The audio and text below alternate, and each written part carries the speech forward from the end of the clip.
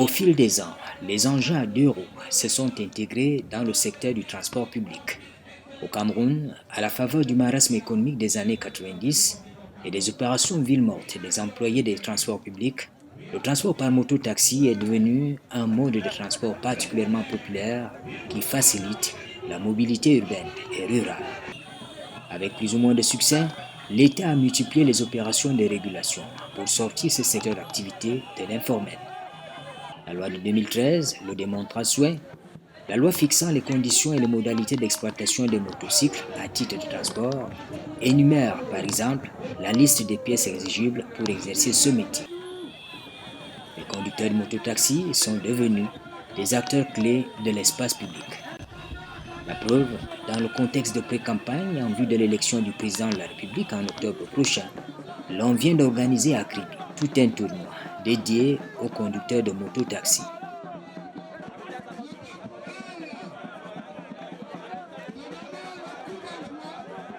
Il y en a là-dedans qui ont des diplômes autant que les miens. Mais la vie, elle est comme elle est. Ils n'ont peut-être pas pu trouver le travail dans les conditions ou bien dans les milieux qui leur seraient peut-être beaucoup plus propices.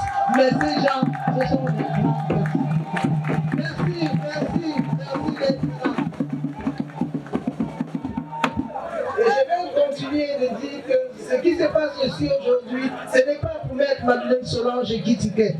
J'aurais peut-être voulu, mais sous d'autres cieux, bien dans les prochaines élections, c'est pour Paul Biya. Paul Biya,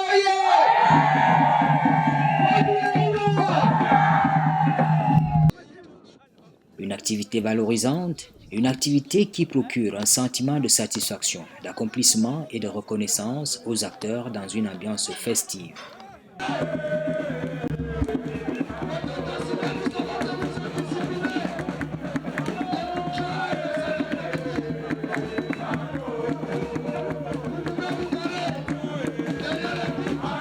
Avant, les gens avaient plus le métier de mototaximan comme le travail des voyous, comme un travail des perdus. Et les autres ont compris après que derrière la moto, il y a les licenciés, les bacheliers, les doctorats qui sont derrière la moto. Et il a compris donc la manière que le président de la République a donc encadré ce métier de mototaximan. Ça nous pousse donc à lui encourager pour sa candidature aux prochaines élections octobre 2025. Malgré que son entourage ne font pas de ce que lui demande, mais on sait quand même que lui il a toujours l'œil pour guetter tout ce qui se passe.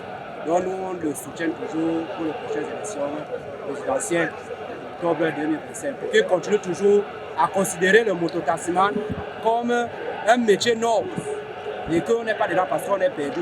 On est dedans parce que peut-être on a pu chercher l'emploi, on n'a pas pu trouver l'emploi, on a pu peut-être marcher à gauche à droite, on n'a pas pu trouver ce qu'on pouvait le faire avec les diplômes dans les poches.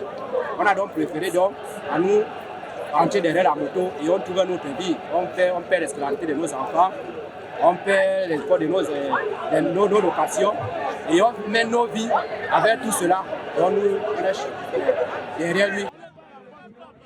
À ce tournoi précisément, on a rassemblé les membres du syndicat départemental des mototaxis de l'Océan et toutes les autres associations légalisées dans le secteur, soit un éventail d'au moins 12 000 personnes. Et au détour de cette partie du football très animée, des messages dans un langage propre au milieu des conducteurs de mototaxi, parfois sans filtre. Oui, j'ai juste une petite question à poser à mon père. C'est le président de la République camerounaise.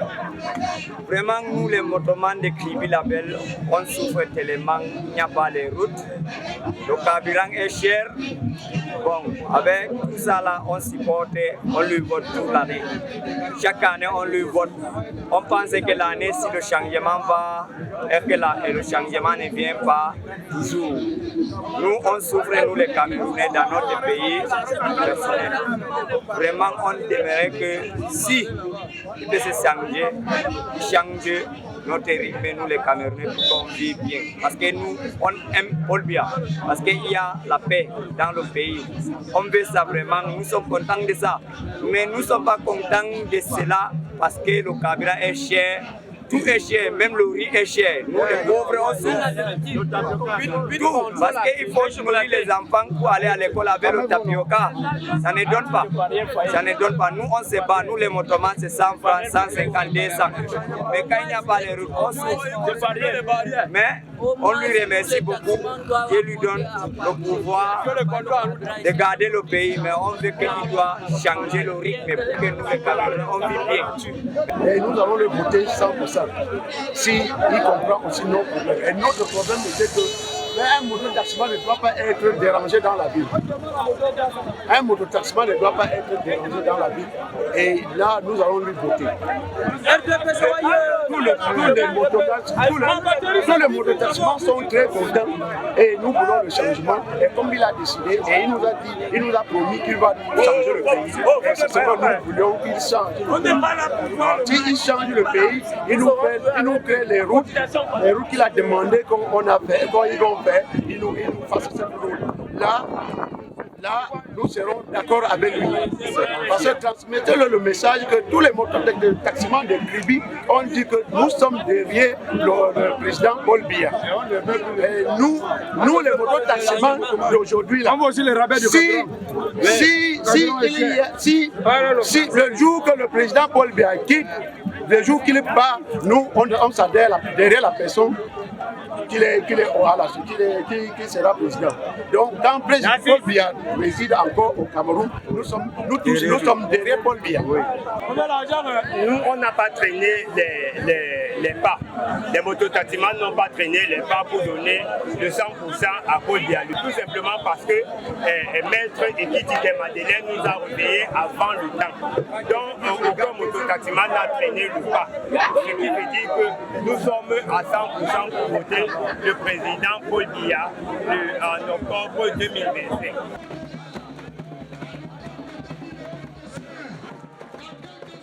Les organisateurs ont appelé ce tournoi de mobilisation patriotique des mototaxis pour le plébiscite de Paul Biya en octobre 2025.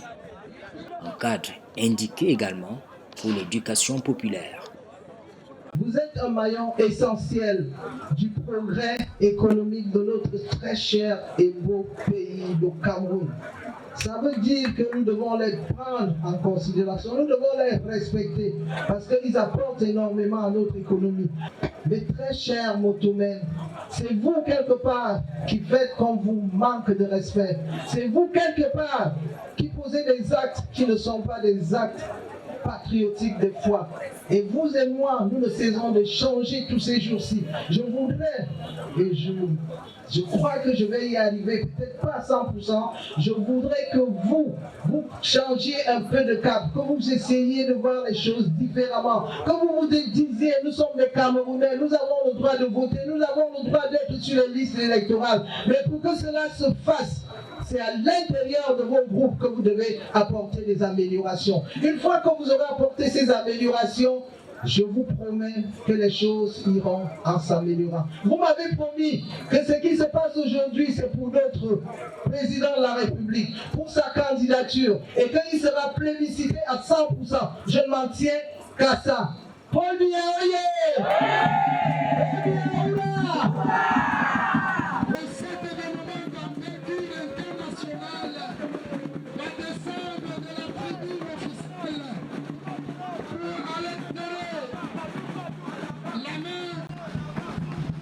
On voit bien au Cameroun, les conducteurs de mototaxis sont une véritable force, prise en compte par les appareils politiques.